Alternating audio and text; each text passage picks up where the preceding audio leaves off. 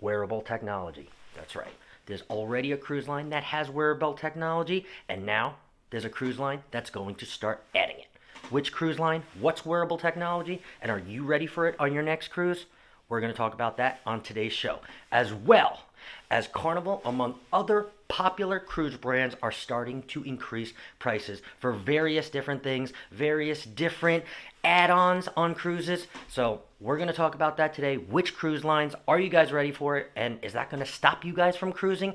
As well as which port is off to the best start in 2023? Have you ever sailed there? Are you going to sail there now that there's going to be more cruises going to be added to that port?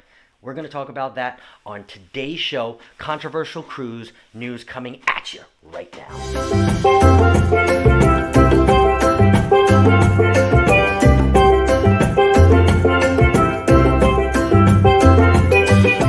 Wearable technology.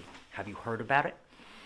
Well, there's already different various wearable technologies like this Popple brand that I have here.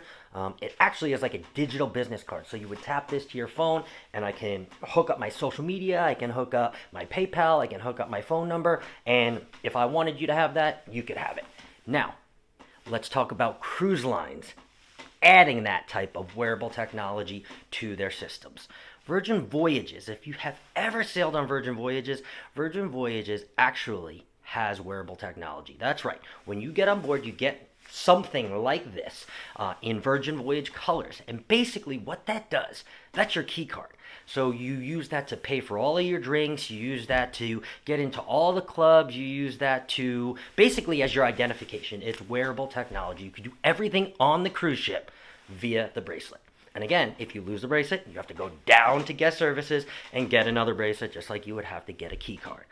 My question to you is, there is a cruise line now, if you can guess, I'll give you a few seconds, has ears, Disney. That's right. Disney Cruise Lines has announced that they are now going to introduce some wearable technology on their ships. And of course, I'm sure this is going to spike the interest of other cruise lines that might bring this to as well. Nobody has come out and said it, but of course, we're thinking maybe Norwegian, maybe Royal, maybe Carnival. My question, are you ready for the wearable technology? 2023, if you're going to get, well, let's talk 2025. If you're going to get on a cruise ship and do you want to see this? Do you want to use this to get into your room? Do you want to use this to pay for your drinks? Me? I don't know. I already wear this, so I mean, it's kind of convenient. I see the technology and the way of the world kind of pushing it that way. I think it would be kind of cool because I've lost my key card a bunch of times on a cruise.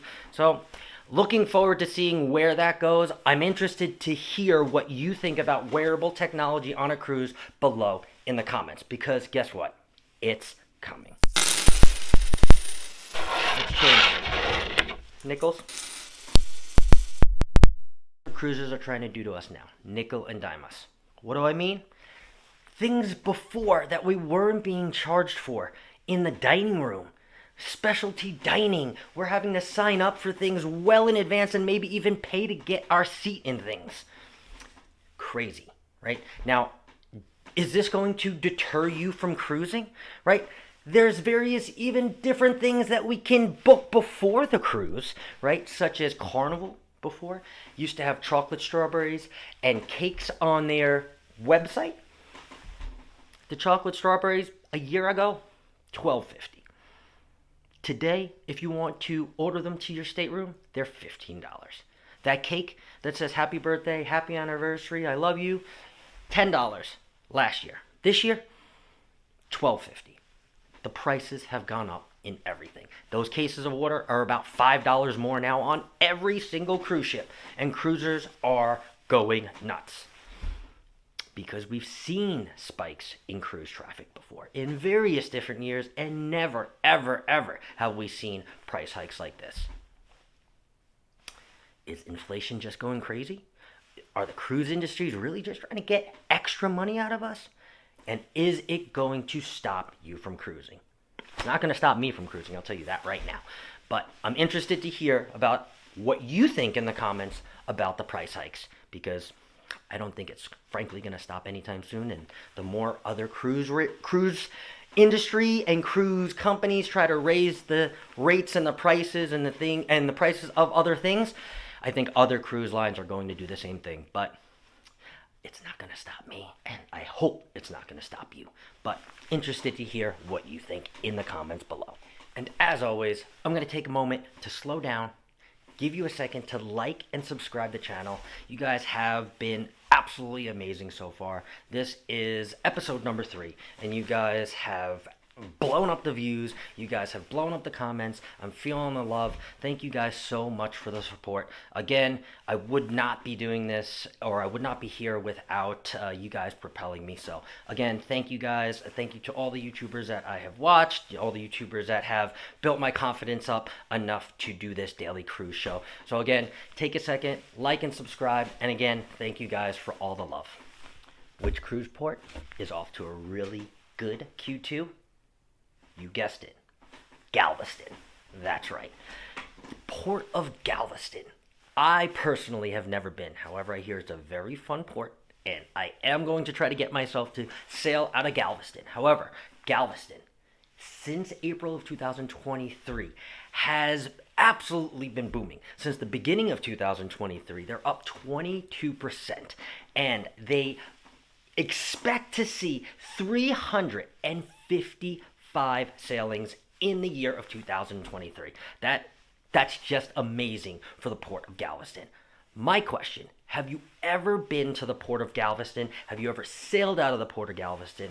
What do you think about the port? And are you going to sail back there in 2023? My last port that I just got off of, that I actually had never been to before, that they are shutting down by the end of 2023, is Charleston, South Carolina. I just recently came off of the Carnival Sunshine out of Charleston, South Carolina. Super happy to have actually sailed out of that port before they shut it down. But the hottest port in April has been Galveston. I want to know, have you ever sailed to Galveston? Are you planning on sailing to Galveston? And what are some of the best things to do in the port of Galveston? Leave them in the comments below for other cruisers, and I will see you on tomorrow's show. Have a great day, cruisers.